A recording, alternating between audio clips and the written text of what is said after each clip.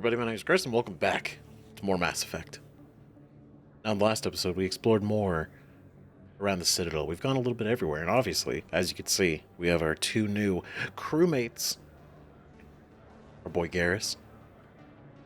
Super cool dude. And then our guy Rex. We just met him, briefly. Don't know much about him, other than he's a Krogan battle master, which is apparently really badass. And he has such a great attitude. I love it. We found him with some guards that were trying to stop him, and he basically was just like, fucking try me. Like, you're welcome to try. Exactly what he said. So it's like, God, I love him. I love both of these guys. It's great. So we learned a number of things, right? And we picked up some assignments, so some side quests we got to do. But the big thing we learned is that Fist is working with Saren. Fist used to work with the Shadow Broker. But then Saren somehow convinced him to work with him.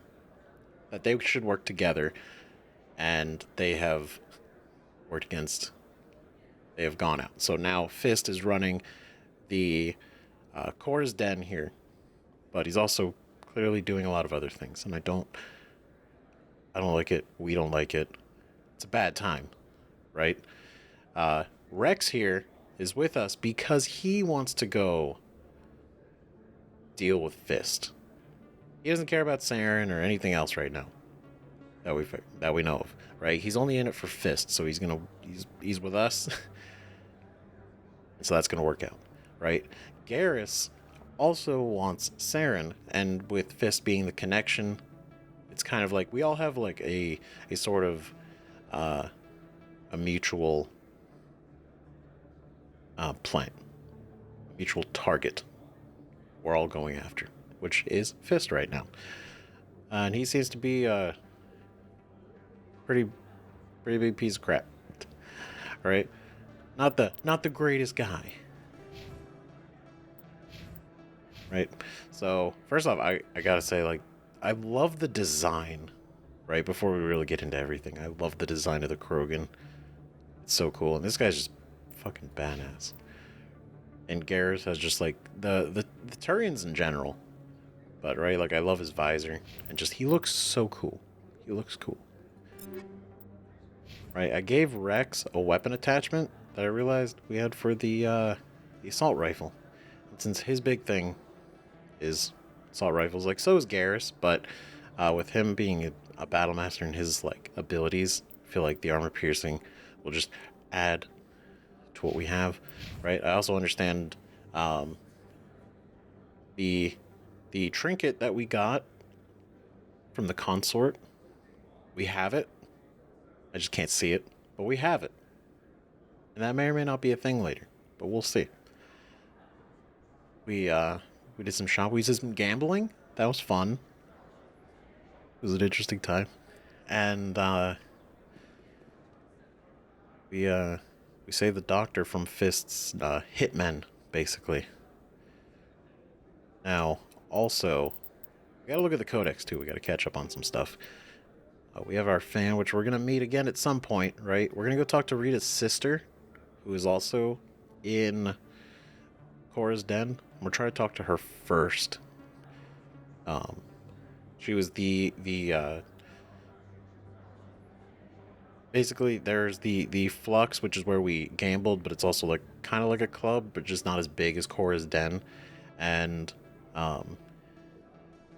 Rita works there, and Jenna used to work there, but then she moved over to Chora's Den.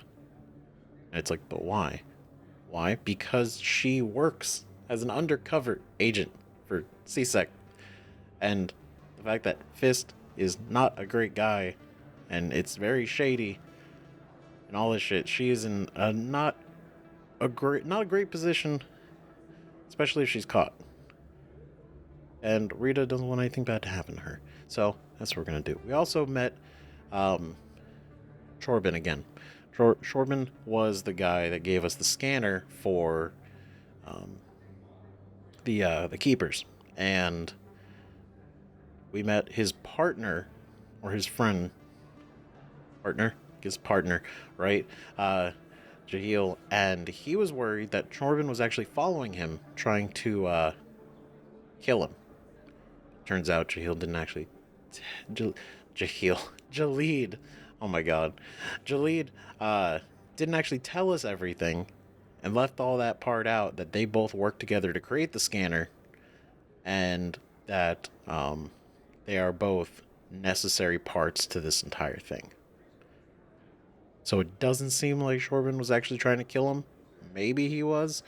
Or maybe Jalid was actually trying to get us to take care of Chorban so then he can keep everything to himself. I don't know. We're going to find out. Right? It's basically the big things. Exposing Saren is our big main one right now. So, yeah, before we really dive in, let's look at some of the codex stuff, because it's been a minute since we've really been keeping up on it, and I do want to, keep up on it.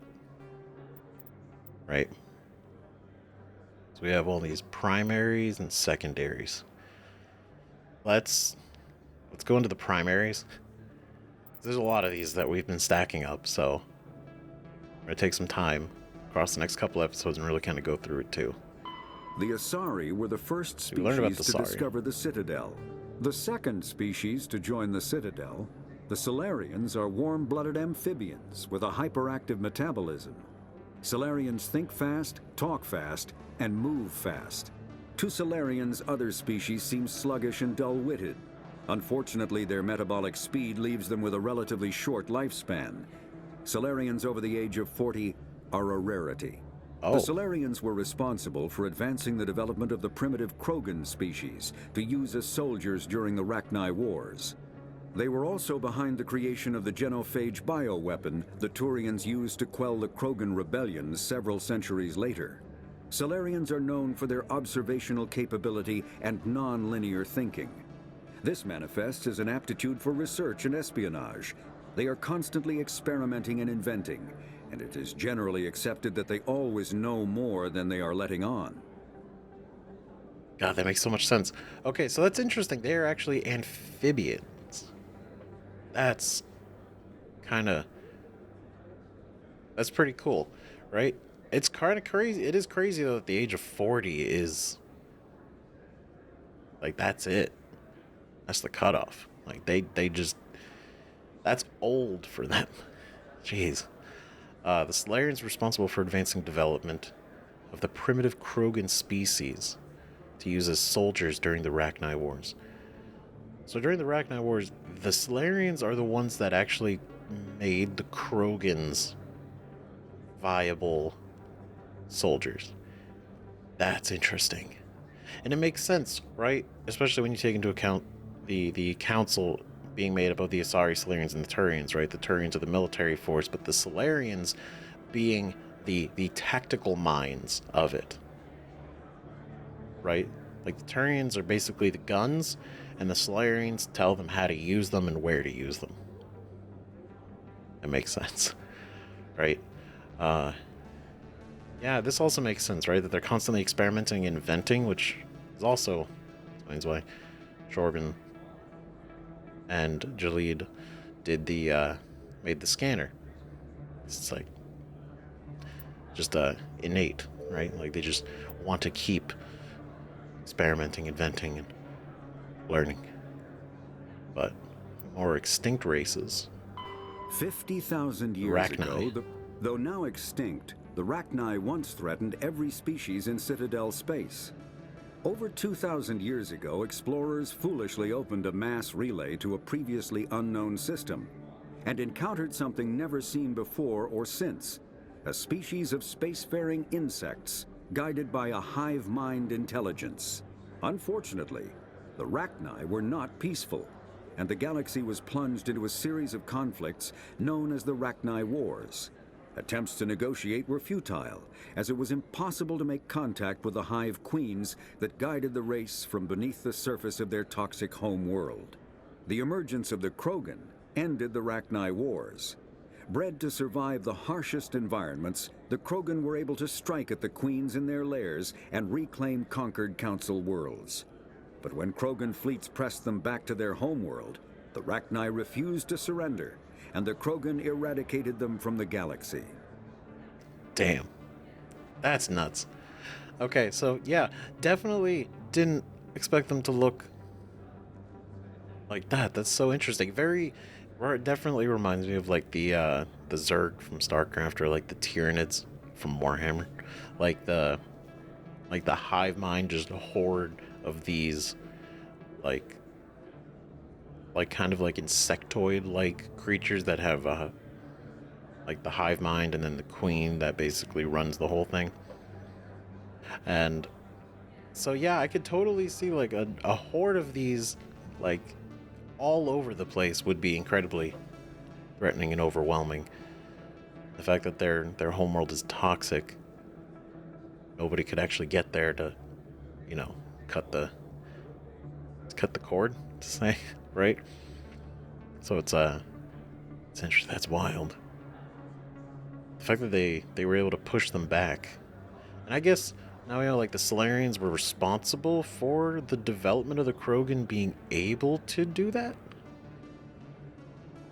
Right, because bred to survive the harshest environments, the Krogan were able to strike at the queens. Interesting. The Elcor are a Citadel species Elcor native to the high. The Hanar are a Citadel species known for excessive politeness. They speak with scrupulous precision and take offense at improper language.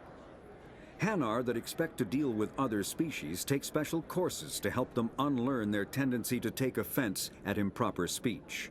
All Hanar have two names. The face name is known to the world. The soul name is kept for use among close friends and relations. Hanar never refer to themselves in the first person in conversation with someone they know on a face name basis. To do so is considered egotistical, so instead they refer to themselves as this one, or the impersonal it. Their homeworld, Kaje, has 90% ocean cover and orbits an energetic white star, resulting in a permanent blanket of cloud. Due to the presence of Prothean ruins on the world, many Hanar worship them, and Hanar myths often speak of an elder race that civilized them by teaching them language. That is very interesting. So, I mean, that explains why they refer, yeah, like the one that we met so far is a shopkeeper. It's like this one, right? Because they consider it egotistical. Interesting. It's kind of fascinating, right? And Kaje being 90% ocean. That's wild. And so they actually, some of them, like the whole worshipping the Prothean ruins, and Hanar myths speaking of an elder race that civilized them. I mean, it is seeming like the Prothean had a hand in a lot of things, but we don't really know exactly. But they're kind of everywhere, which is kind of fascinating. When the Asari discovered the Citadel, they also discovered the Keepers, a docile, multi-limbed insect race that seemingly exists only to maintain and repair the Great Prothean Station. Early attempts to communicate with or study the Keepers were failures, and it is now illegal to interfere with or impede Keeper activity. Because they are completely non-threatening, Keepers have become virtually invisible to everyone else. Similarly, they seem indifferent to other species, except for their tendency to help new arrivals integrate themselves into the Citadel. No matter how many Keepers die due to old age, violence, or accident, they maintain a constant number. No one has discovered the source of new Keepers, but some hypothesize they are genetic constructs. Biological androids created somewhere deep in the inaccessible core of the Citadel itself. Huh. I guess that kind of that doesn't contradict a theory I had, but it's like Yeah, unlike the previous episode, I was like, well, it makes sense if the keepers, like, they self-destruct or they die, and theoretically, like, we don't know where they come from, but they were here already. There's a limited number, so it would make sense that it would be illegal to mess with them because it's too risky. But the fact that this is claiming that they always maintain a constant number. So every time one of them dies, another one comes out. But they don't know where they come from. They just always do show back up. But the fact that they're completely docile it's cool. We're not worried about them turning on everybody. Right? It's just like everyone just leaves them alone because they have a job. They don't mess with anything else. They literally are just doing this one thing, which is maintaining the Citadel. Right? But it's like shrouded in mystery. It's cool. It's cool, and it's very interesting. Like, it would make sense that there would be a place on the Citadel. If they're designed to maintain the Citadel, there would be a place in the Citadel to either repair them or create new ones. Or birth new ones. Right? They're biological androids. So they could be constructed. Fascinating. And the Krogan. The Krogan evolved in a hostile and vicious environment. Until the invention of gunpowder weapons, eaten by predators was still the #1 cause of Krogan fatalities. Oh. Afterwards, it was death by gunshot. Oh, God. When the Solarians discovered them, the Krogan were a brutal, primitive species, struggling to survive a self-inflicted nuclear winter. The Solarians culturally uplifted them, teaching them to use and build modern technology, so they could serve as soldiers in the Rachni War. Liberated from the harsh conditions of their homeworld, the quick-breeding Krogan experienced an unprecedented population explosion. They began to colonize nearby worlds. Even though these worlds were already inhabited, the Krogan rebellions lasted nearly a century, only ending when the Turians unleashed the Genophage, a Solarian-developed bioweapon that crushed all Krogan resistance. The Genophage makes only 1 in 1,000 pregnancies viable, and today the Krogan are a slowly dying breed. Understandably, the Krogan harbor a grudge against all other species, especially the Turians. Holy shit. Okay. Wow. That's a lot of information that I didn't really know before. Huh. So the Krogan literally developed gunpowder weapons. Wow. Fascinating. And then they went from eaten by predators by death by each other. Kind of thing, right? Solarians discovered them. Struggling to survive a self-inflicted nuclear winter, so they literally were at war with themselves or each other across the planet, stuff like that, and eventually went nuclear and like really screwed everything up. The Solarians showed up and were like, hey, we're gonna fix this. Right? Here, learn this technology, we're gonna show you this, everything's gonna be fine, and then use them in the Rachni War. But then, obviously, the population explosion, which led to the rebellions, and it was just like this whole thing. And the way it stopped, because we knew from learning earlier that the Turians were the reason the Krogan rebellions were stopped. But now we know why. Or how. Right? The Genophage. A Solarian-developed bioweapon. And it completely crushed them. And it had a side effect, which is probably intentional, that only 1 in 1,000 pregnancies are viable. So not only did it crush them, completely, like, lower their numbers, but it also prevented them from having their rapid breeding again. So I could totally understand why they would have a grudge against the Turian. But then harboring a grudge against all their species also makes sense, right? Like they were trying to conquer other worlds and or colonize technically, right? But everyone was basically an enemy of the Krogan in a way because of the way they were trying to go about everything. Since this whole rebellion was squashed and everything turned around, I guess there makes sense why they also wouldn't like others.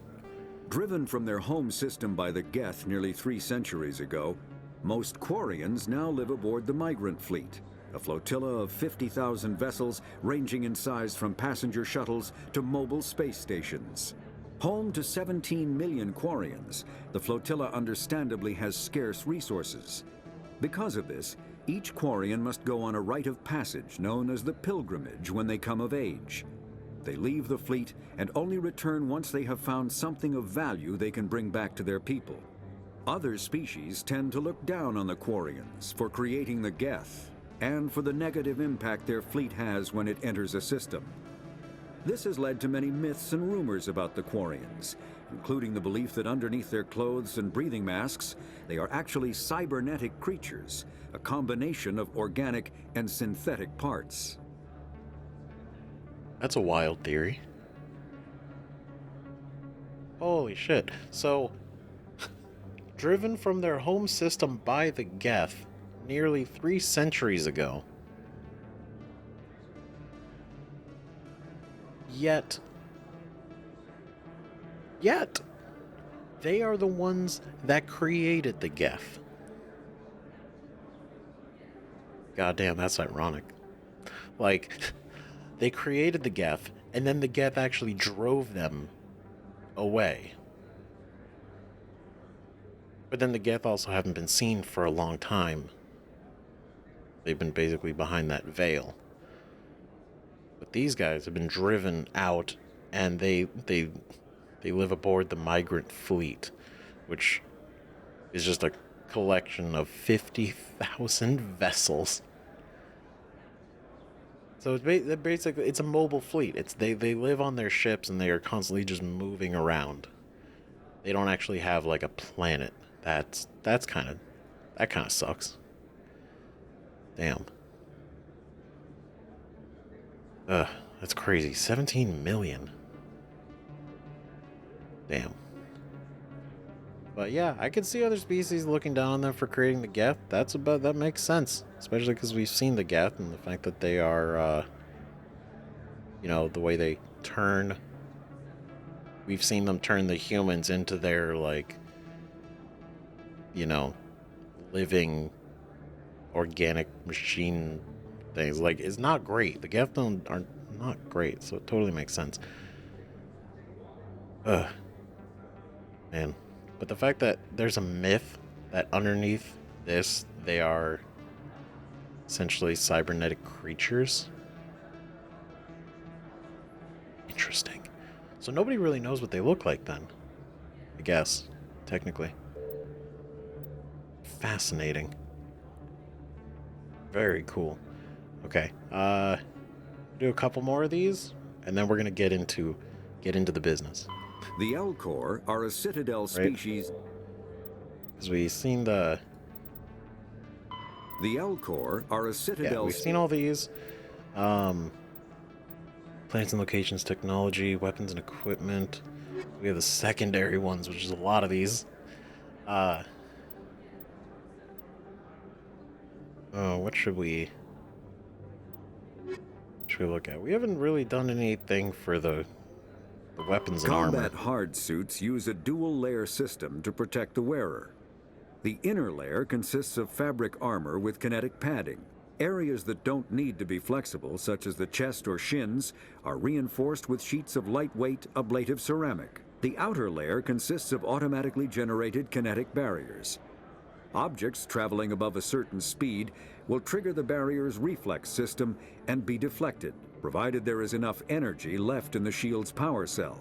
Armored hard suits are sealable to protect the wearer from extremes of temperature and atmosphere. Standard equipment includes an onboard mini-frame and a communications, navigation, and sensing suite. The mini-frame is designed to accept and display data from a weapon's smart targeting system to make it easier to locate and eliminate enemies. Nice. So that makes sense. It's the way the barriers, that's why we have like the shield before our health starts getting affected, and why we don't see the shield constantly even though it's there. That's really cool that it's actually automatically generated. If an object is traveling fast enough, the suit just triggers the barrier. That's pretty cool. Kinetic barriers, more commonly called shields, provide protection against most mass accelerator weapons. Whether on a starship or a soldier's suit of armor, the basic principle remains the same. Kinetic barriers are repulsive mass effect fields, projected from tiny emitters. These shields safely deflect small objects traveling at rapid velocities.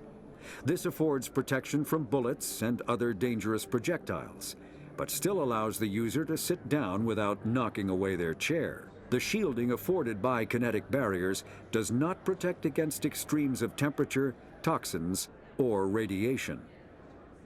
Yeah, I mean, I could imagine that makes a lot of sense. You wouldn't protect against those. It's more projectiles, right? But the fact that they're tiny emitters means you can kind of place them around, place them anywhere you need them. Medigel is a common medicinal salve used by paramedics, EMTs, and military personnel.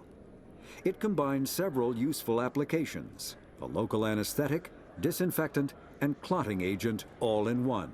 Once applied, the gel is designed to grip tight to flesh until subjected to a frequency of ultrasound. It is sealable against liquids, most notably blood, as well as contaminants and gases. The gel is a genetically engineered bioplasm created by the Certa Foundation, a medical technology megacorp based on Earth. Technically, Medigel violates Council laws against genetic engineering, but to date, it has proved far too useful to ban. It makes sense, right? Like, it's banned, but it's too damn useful, even though it should be illegal. That is crazy how they really put in like all this like so much description, so much lore, right? And it's not just like, oh, it heals, but it's like, no, it's a gel. And it's designed to grip tight to flesh until subjected to a frequency of ultrasound. Fascinating. So you get a cut, you put Medigel on it, you hit it with the ultrasound, and then does the ultrasound like take it off, or is the ultrasound what like makes it like seal? It's designed to grip tight to flesh, right? But the fact that it's sealable against liquids, as obviously, if you're bleeding, you put Medigel and it seals it. Great, and protects it from gases and everything else. Very cool. The fact that it's done by a mega corporation, like, yep. So like a monopoly. All modern infantry weapons, from pistols to assault rifles, use micro-scaled mass accelerator technology. Projectiles consist of tiny metal slugs suspended within a mass-reducing field, accelerated by magnetic force to speeds that inflict kinetic damage. The ammo magazine is a simple block of metal. The gun's internal computer calculates the mass needed to reach the target based on distance, gravity, and atmospheric pressure, then shears off an appropriate-sized slug from the block. A single block can supply thousands of rounds, making ammo a non-issue during any engagement. Top-line weapons also feature smart targeting that allows them to correct for weather and environment. Firing on a target in a howling gale feels the same as it does on a calm day at the practice range. Smart targeting does not mean a bullet will automatically find the mark every time the trigger is pulled. It only makes it easier for the marksman to aim. It makes sense. Still gotta aim. You know, it's not just like you just shoot like, shoot to the left and it'll go right.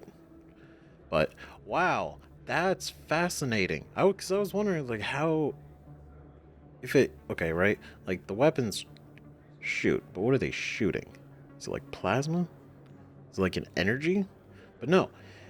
It's literally a block of... It's a block of metal. And the gun itself shaves off parts of that metal and fires it. But the fact that a single block can supply thousands of rounds makes sense why the issue is that it's about overheating and not really about running out of ammo. Or reloading. That's super cool. I love that. That's awesome. Hell yeah. Okay. We're a little more of that later. Right now, we gotta go to Cora's den. We got business to take care of. We've been waiting for too long. Far too long. Right? Killed some assassins here last time. Looks like it's shut down. Fist knows we're coming. Oh, great. Hostile! Take cover! Oh. Oh, shit. I'm on it! Alright, hold on. Okay. And I did switch them over to active, so they're using their stuff. Or not active, sorry. Like they have full access to all their abilities. Go, go, go! Where the hell's this guy? Okay. Ugh. Bop. Shepard's been hit! Okay, I gotta fucking hide. I'm gonna die. Holy shit. Bring it on. Take out those hostiles! Oh. Damn, that was the bouncer we talked to earlier. Son of a bitch. Is everybody okay? Is everybody fine? You good? Not now, Shepard. Understood. Not now, Shepard! Okay, God, okay. It's like, not now, we got shit to do. Shouldn't have tried. Okay, sniper. Overheats nearby enemy weapons, burns them. Ooh. That'd be cool. Wow, that was really effective. Okay. Nice. Hell yeah. Okay. Sorry, bro. Fucked up. Negative contacts, Commander. Of course he knows we're coming. Why wouldn't he? Especially at this rate, right? Okay. Yeah? Oh, you're just warehouse. Stop right there! Don't come any closer! Warehouse workers. All the real guards must be dead. Stay back or we'll shoot. Save yourselves. It's us or them. They work for Fist. Nobody threatens me. Oh, but this is a blue option. This is probably a Paragon. This would be a good time to find somewhere else to work. Yeah, right. That's a good idea. Yeah, I never liked Fist anyway. Yeah. It would have been quicker to just kill them. True. Shooting people isn't always the answer. Also true. Sometimes it is the answer, though. But not always. The manual override using Omnigel. We'll do a manual override. We'll do manual.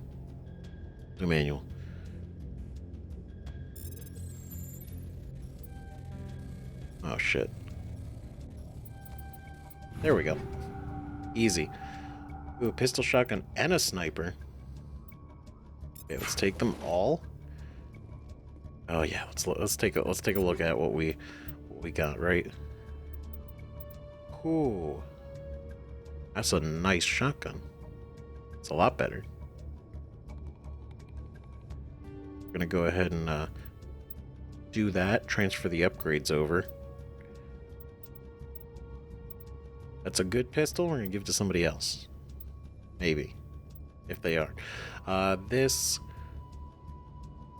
It's just overall a better sniper. Definitely. I don't think we have a thing for that, right? We have a combat sense already put in. Cool. Okay, Rex. You got... You know what? Which one do you both can do?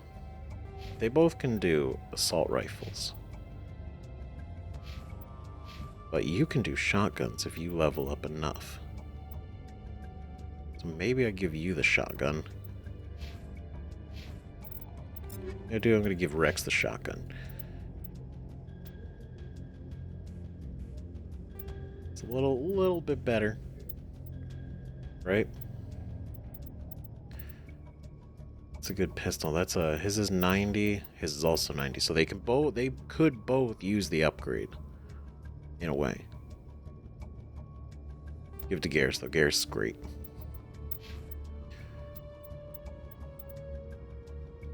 Garrus is gonna get the sniper. I'll give you the hammer. Hammer 1. Okay. Okay. Alright. That was pretty good. That's a pretty good setup, right? Got a new shotgun. Got a new sniper rifle. Is it? Okay, it's still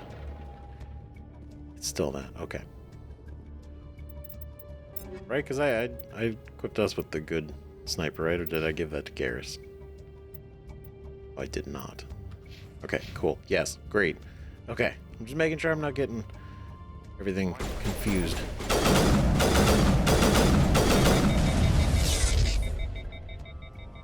Enemy is everywhere! Is that a turret?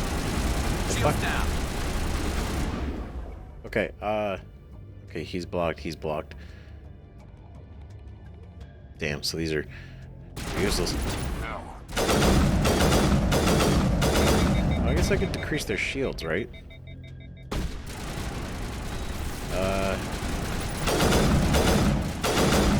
Nice. Let's see, does it work on those? Take cover! Nice, it does. Cool. Wait, don't kill me, I surrender. I don't know. Smart move. I need information. Start talking. Smart move.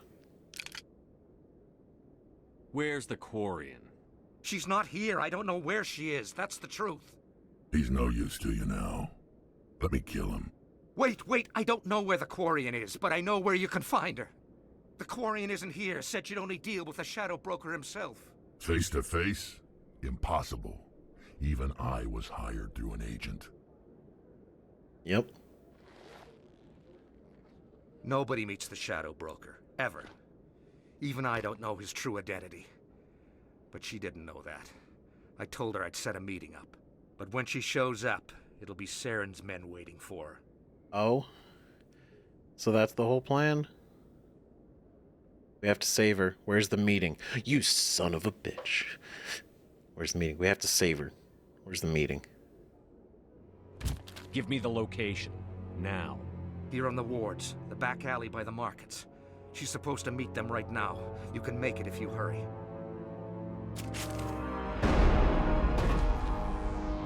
What are you doing? The Shadow Broker paid me to kill him. I don't leave jobs half done. I mean, I respect that. You know, you're a man of your word. You're a man of honor. I mean, to be honest, Fist did seem kind of... He's probably a piece of shit, right? I mean, he was working with Saren. Doesn't matter about that. I'm not really worried about the Shadow Broker immediately. Like, the fact that he's working with Saren and this whole thing, he probably did deserve it, let's be honest. He surrendered. I don't know if he's surrendered. He just could have shot us in the back. Who knows? A lot of people died because of him. He had it coming. Now let's move. We have to save that Quarian. Get to the Quarian and warn her before it's too late. Oh, there's actually a timer. Oh, shit. Okay. Override with Omnigel. Yeah, why not? Said every now and then. Combat Sensor 2. I know, we are on a timer. I didn't expect that. Okay, armor upgrade. Ammo upgrade. Another armor upgrade. Holy shit. Okay. Combat sensor 2. Cool, so I can give a combat sensor to somebody else. Cool. Okay. Armor upgrade. First aid interface. Health generation 1 per second. Physics threshold. Installing microgravimetric emitters in the constitute artificially increased mass, providing protection against concussive force delivered by explosions, high impact ammo, and biotic attacks such as lift or throw. Oh, so we can take more from that. And this one, complex filament network of element 0 microcores combined with advanced firewall technology provides protection against both biotic and tech attacks. That's probably pretty good. I kind of like the shock absorbers. I like that, right? You...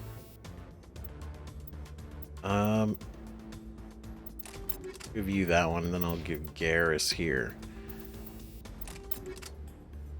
First aid. Okay, then... Oh, I could put the combat sensor on this one. But I actually... You know what? Let me give you... Hammerhead rounds, weapon force, 25% shield bypass, but minus 30% damage.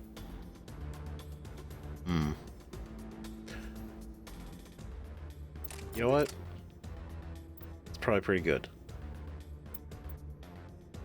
That may or may not be best idea. We'll see.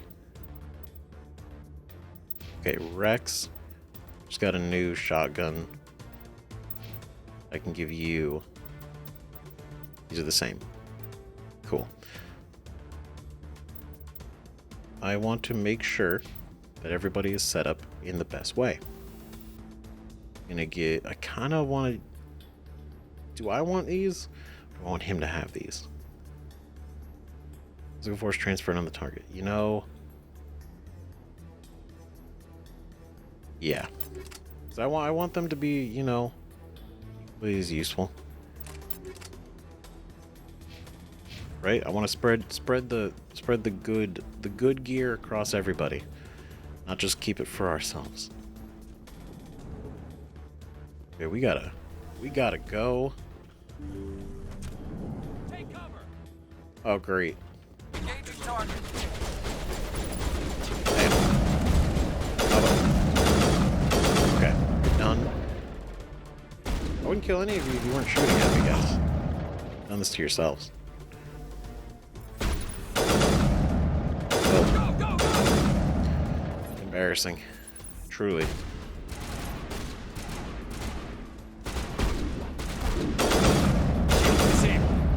Oh. Oh. I mean, he's dead. That's fine. Ooh, what's that? All clear. Oh, it's just saying it's firing containment system. Okay. Wait. We're here. Damn it. Okay. Okay, so clearly she's not here right now. Or out. I see the quest markers here, but I don't know if that's a... it seems like it's such a bad thing. I think I fucked that up. I don't know. We'll find out. Okay, right now we're on a time crunch. Okay, put the weapon away. We take the rapid transport? We cannot. Damn it. We gotta go the long way around. We gotta go. Assassin. Did you bring it? Oh, that's her. Where's the Shadow Broker? Where's Fist? They'll be here. Where's the evidence? No way. The deal's off. Whoa. Okay, Oh, they're using fancy shit. Okay. Oh, exposed. Okay, you know what? Bam. Bop. Oh, he dissolved.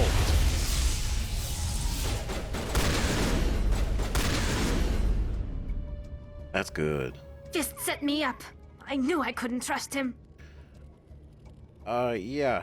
I could have told you that, though, too. But are you okay? I took care of him. Give me the evidence. You okay? Were you hurt in the fight? I know how to look after myself. Not that I don't appreciate the help. Who are you?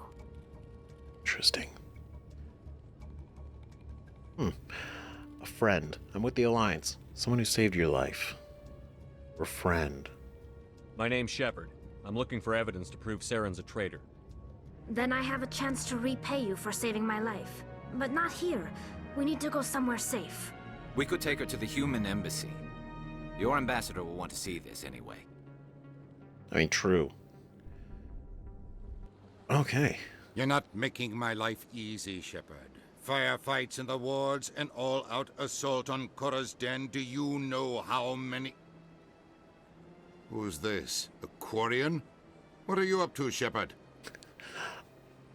You're not even gonna wonder why we had a firefight? An all-out assault on on Chora's den? Listen, we were going there diplomatically to go after Fist. He's the one that brought all the people shooting at us. She can help us, just do my job, shut up, and I'll tell you. Making your day, Ambassador. She has information linking Saren to the Geth. Really? Maybe you better start at the beginning, Miss... My name is Tali. Tali Zora Naraya. We don't Tali. see many Quarians here. Why did you leave the flotilla? I was on my pilgrimage. My rite of passage into adulthood. Oh, we read about that in the codex. I've never heard of this before. It is a tradition among my people. When we reach maturity, we leave the ships of our parents and our people behind. Alone, we search the stars, only returning to the flotilla once we have discovered something of value. In this way, we prove ourselves worthy of adulthood. Right, but something of value, that could be anything. What kinds of things do you look for?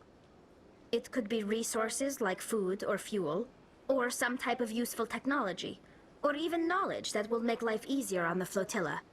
Through our pilgrimage, we prove that we will contribute to the community, rather than being a burden on our limited resources. I see. Yeah, because they have to constantly stay in space and in movement, so like they don't really have like a renewable system of, food, fuel, and all that stuff. So that makes sense. Right? Please continue. What about Saren? Get to the point. Please continue. Tell us what you found. During my travels, I began hearing reports of Geth. Since they drove my people into exile, the Geth have never ventured beyond the Veil. I was curious. I tracked a patrol of Geth to an uncharted world. I waited for one to become separated from its unit.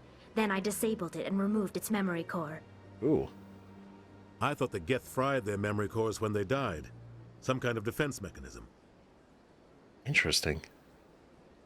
I mean, that's a smart defense mechanism, but is it true? How did you manage to preserve the memory core? My people created the Geth. If you're quick, careful, and lucky, small caches of data can sometimes be saved. Most of the core was wiped clean, but I salvaged something from its audio banks. Ooh.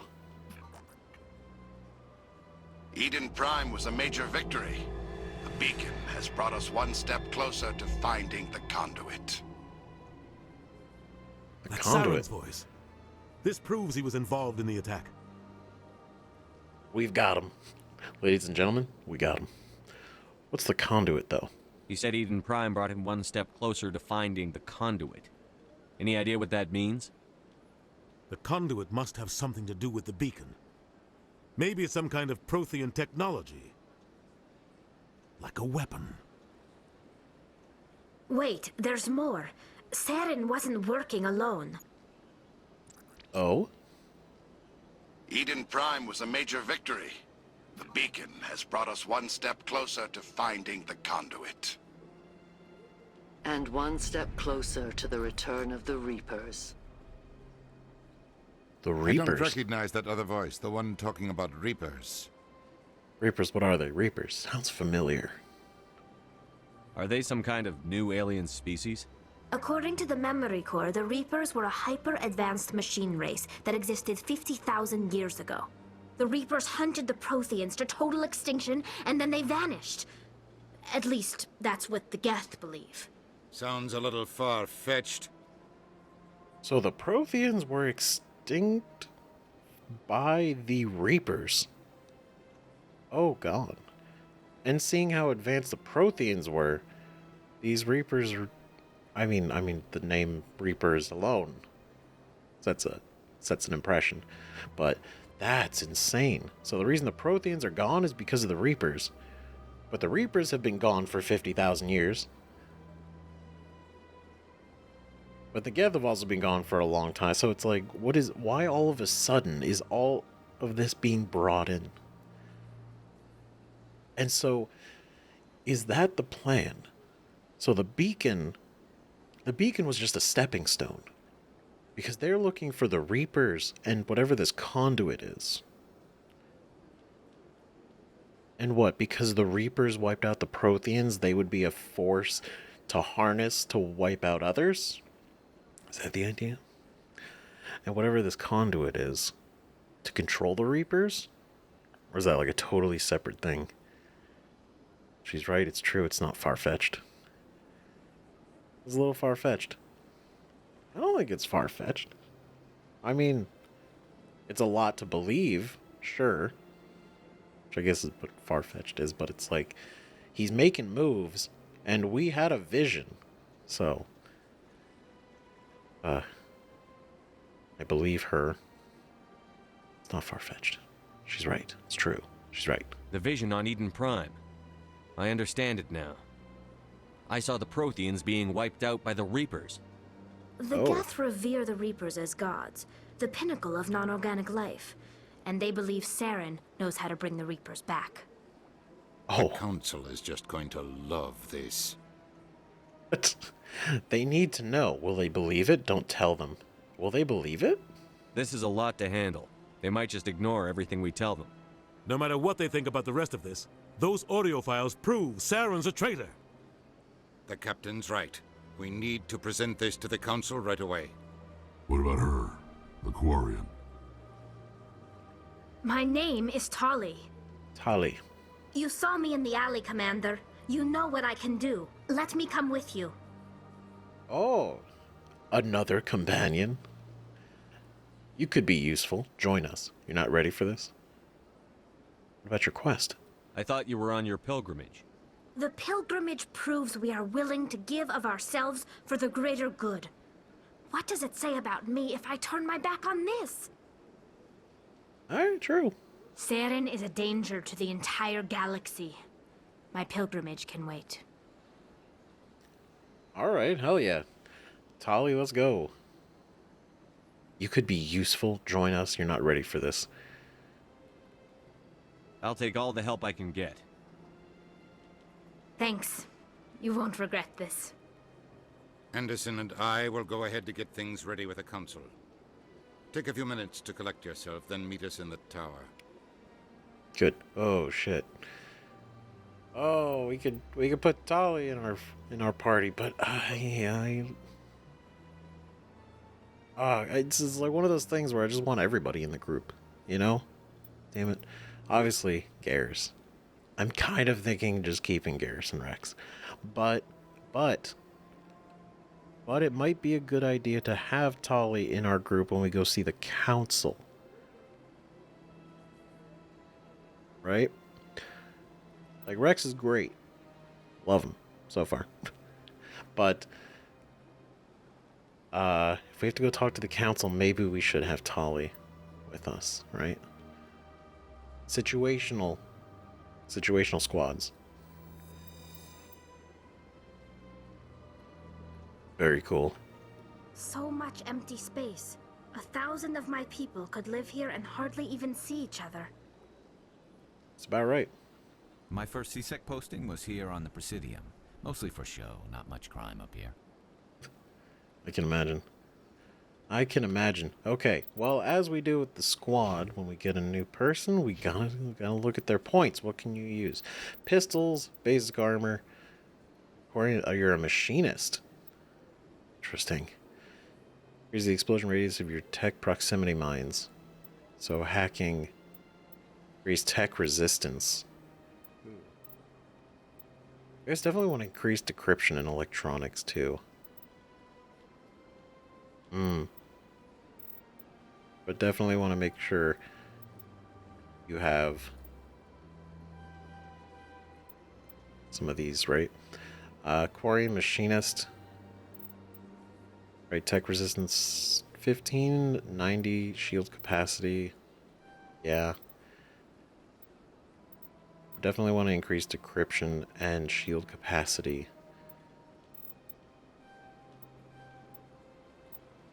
If we get here, we get dampening. And dampening does 50 damage. 50 damage in a 6-meter radius. Enemies cannot use biotic or tech abilities for a short period. Ooh. And hacking temporarily drives basic robotic enemies berserk, so they will attack anything nearby, including their former enemies. Oh. These are good. These are really good. Yeah, I kind of do want to get damping, because damping seems like a really good thing to have. But then I'll do another decryption so we can build into the hacking. That's very cool. She's a very tech-based member, right? Very cool. Oh, we got points for everybody. Let's go. Level up. Assault training. First aid. Use accuracy with weapons. Decryption, we could. I do. Could unlock assault training, but we still couldn't get the first thing. I'll increase that. More assault rifle stuff. I'm tempted to really put a lot of first aid in, but I want to do a lot of things. Like, this is very tricky, and we can't take points away, so I want to really make sure like I'm putting them in the right places that I think will be really useful. Right? Which I do feel like giving him assault training would be a good idea.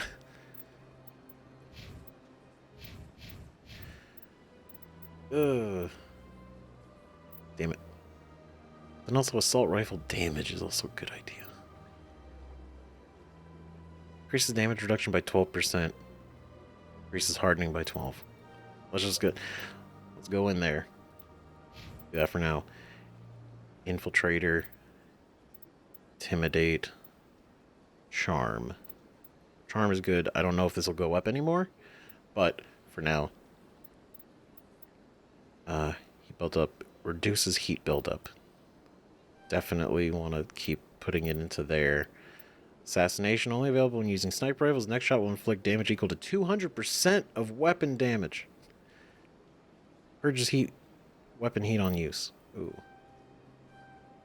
Yes, that's a cool thing to have. Definitely probably want to do more decryption. Restores 30% of your shield per second. That's probably a smart thing for me to have. So I can recover my own shield. Okay, anti-personnel rounds. Right? 20% damage to organics. Let's go. Alright, and then you... Where are your weapons at? What are you looking at? What are you looking like?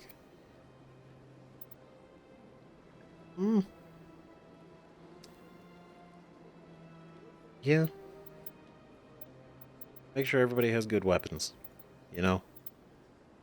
But I know it's also like picking and choosing. Like if I give her a weapon, if I don't use her for a while, I would want to take her weapon and probably give it to somebody else. You know, that kind of thing.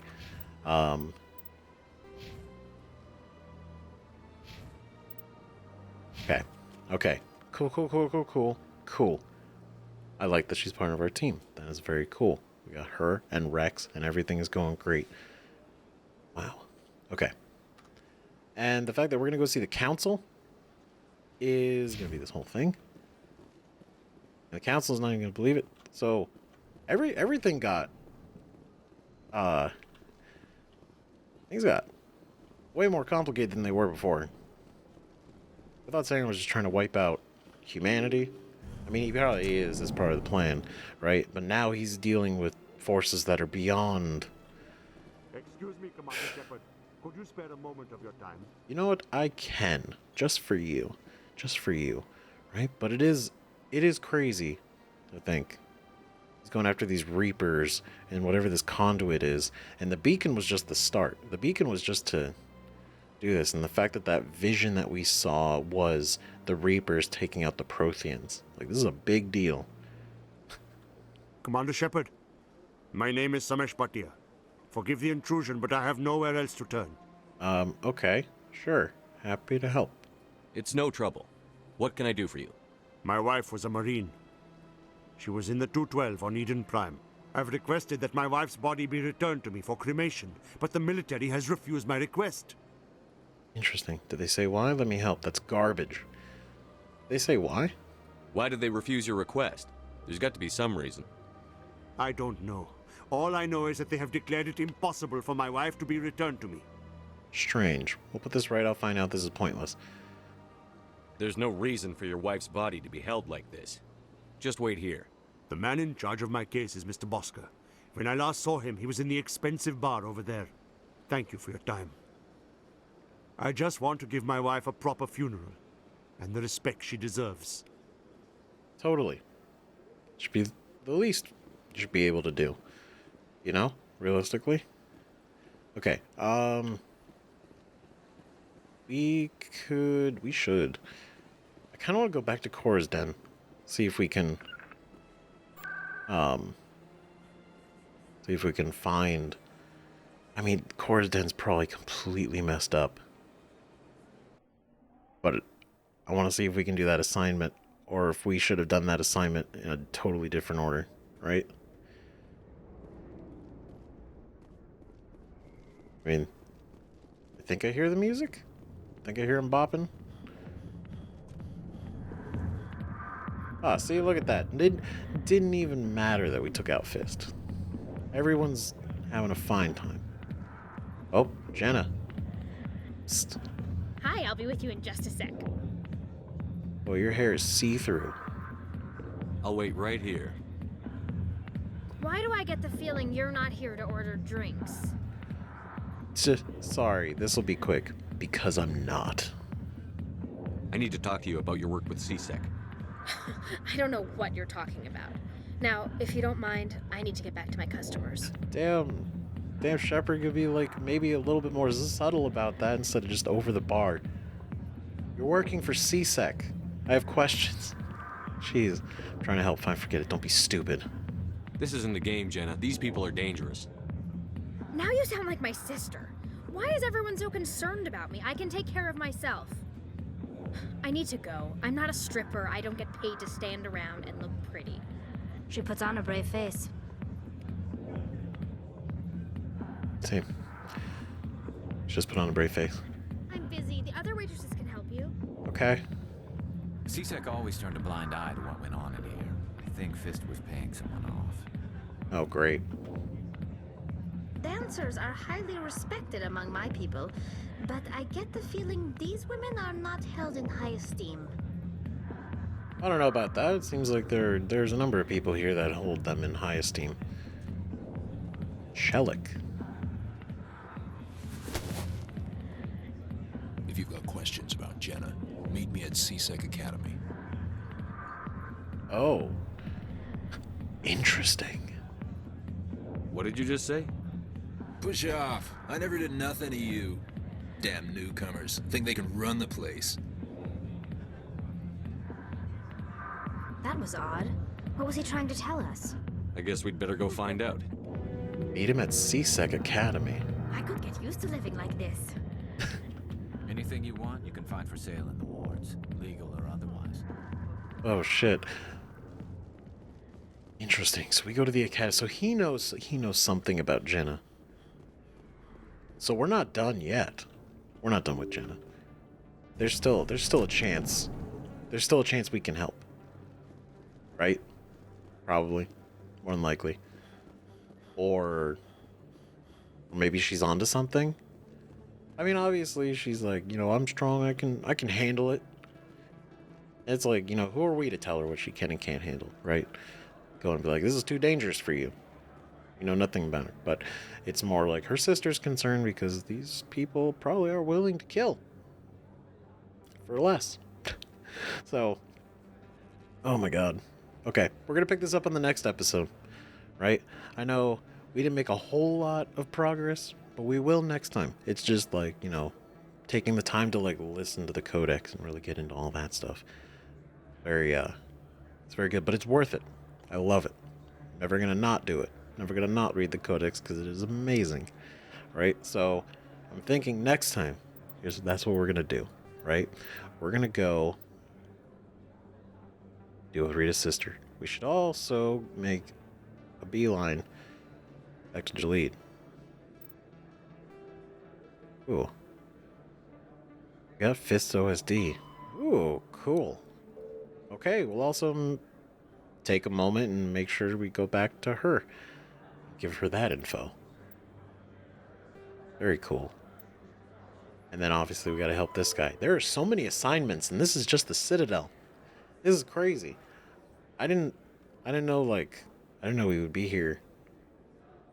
I mean, I didn't really have any expectation for anything like how much we'd be getting into on here, but with the size of the Citadel, I'm glad we actually do have a lot going on instead of just like this big place and then we're kind of here for like 10 minutes and then we just leave, right?